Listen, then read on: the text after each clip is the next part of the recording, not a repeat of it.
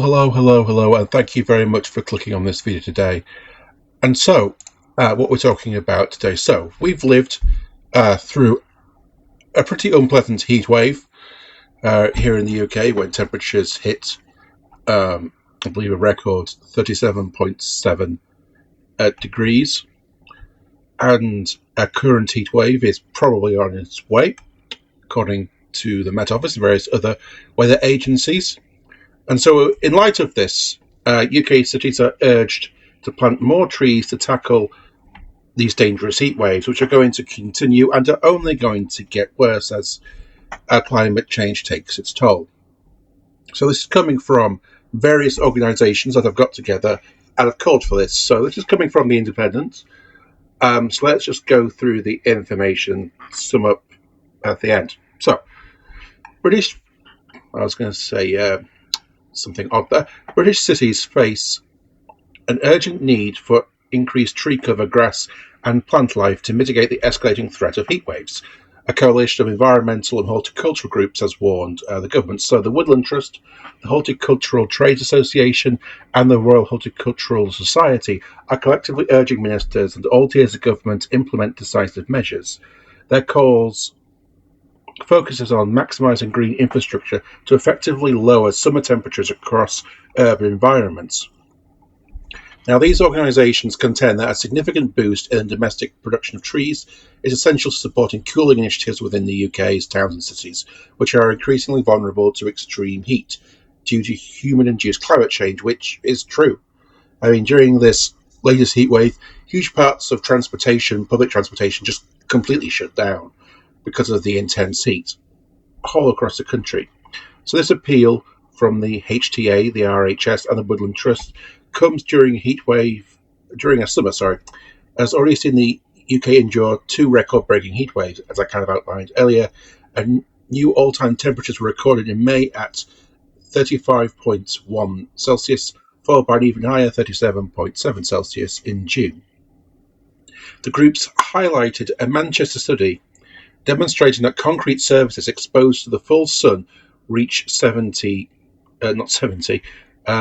Celsius, which is something to bear in mind. It's not just the heat from the sun, or the heat being contained by carbon dioxide in the atmosphere. It's also that the heat is being absorbed by the buildings, the concrete, and that heat is being absorbed and then radiated.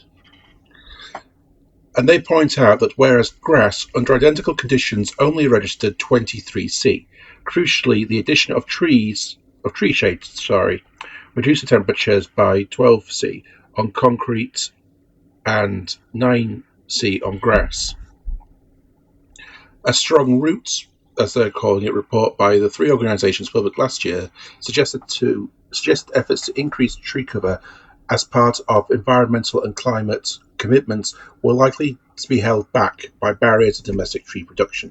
They're now urging the government's forthcoming England Trees Action Plan to maximise green infrastructure and support the domestic tree production sector. This should include conducting a feasibility study into what proportion of imported trees could be grown in this country, and a dedicated action plan for increased productive and ornamental tree production in England, they said. So Fran Barnes, the chief executive of the HTA, said, "Green infrastructure is not a nice to have, but it is essential climate infrastructure." She said plants and gardens and trees could make a measurable difference to how hot streets, homes and communities feel, providing shade, cooling the air and reducing the heat absorbed by buildings or over pavements in urban areas. She then also went on to continue, "That matters because hot summers are already changing how people experience towns and cities. If we want places that are safe, healthier and more livable in extreme heat, we need to plan, grow and plant trees and green spaces that will protect communities in the decades ahead. The UK tree sector is already part of that solution, but the government must give businesses the confidence to invest in domestic production needed to deliver it." And Andy Egan, the head of the conservation policy at the Woodland Trust, added, "Last week's extreme temperatures show how poorly prepared we are for a rapidly changing climate.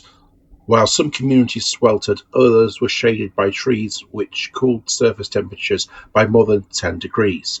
He warned that millions of people across the UK live in tree deserts without enough tree cover to protect them from the heat and other issues such as air pollution, stress and ill health, and called for the government tree action plan to prioritise planting high-quality homegrown trees in these areas. And Professor Alistair Griffiths, of the RHS Director of Science and Collections, warned that extreme heat is no longer a future threat, saying, "It is here now and our towns and cities are feeling the strain." Trees are one of the most effective natural tools we have for cooling urban environments, improving air quality and supporting biodiversity. But to realise these benefits at scale, we must urgently grow, establish and provide long-term care for more resilient home-produced trees. He said, adding that the support for domestic production, establishment and long-term care is an investment in the UK's long-term health, well-being and economic resilience. So, to kind of summarise, this is nothing new. Countries such as Colombia have already started and indeed have finished similar plans of urban regeneration, planting not only the grass but trees and other, flora in urban areas, and it's been demonstrated it significantly reduces the heat.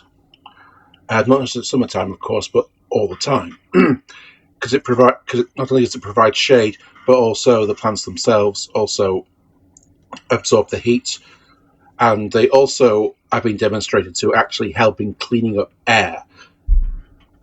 And this was done in Colombia. I remember reading an article about it some time ago, where several major cities had not only started these initiatives, but actually completed them, and have found a very significant drop in the temperatures in these cities. And other countries are also starting to kind of similar projects.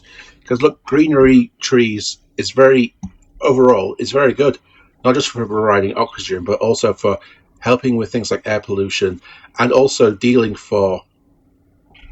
with this extreme sunlight and this extreme heat, which we are experiencing and we are going to experience. It's only going to be getting worse. And despite what climate change deniers say, during this current heat wave, I've seen people kind of say, "Oh, well, it was hot back in 1976, so why worry?" It's like, dude, all the data has shown temperatures have been increasing steadily, substantially, and climate change is happening. It is going to continue and is only going to get worse. And so these kind of measures are essential. They are needed. Otherwise, we are going to just fry. We are going to boil to death. And one thing to consider especially is that there is also an energy crisis element added to this, because as the temperature increases, more energy will also be needed to cool people down. I remember some time ago reading about, I think it was Kuwait's energy crisis that is experiencing, where because of the escalating temperatures, places like Kuwait and other kind of countries in that kind of part of the world, in the Middle East, were experiencing a major energy crisis because they needed to basically keep air conditioning going all the time for it to be bearable. And the amount of energy that took was meant that they were using energy at an alarming rate. A lot of energy that is used by using fossil fuels. So we use more fossil fuels because of the increasing heat. And so it adds to the problem. That is also something that has to be stated. We can't just rely on saying, "Oh, well, we'll just use air conditioning and that'll solve the problem." Like, no, that requires energy. So it's the increased cost of that. And a lot of that electricity comes from fossil fuels. So we're going to be using more fossil fuels, which only adds to the problem itself of increasing temperatures. So these plants, trees, and green spaces need to be planted. They need to be done, and they need to be done urgently, because this particular problem is only going to get worse. But thank you very much for listening to my little rant today. Please like and subscribe to the video, and I will catch you later. So, have a nice day, and bye-bye.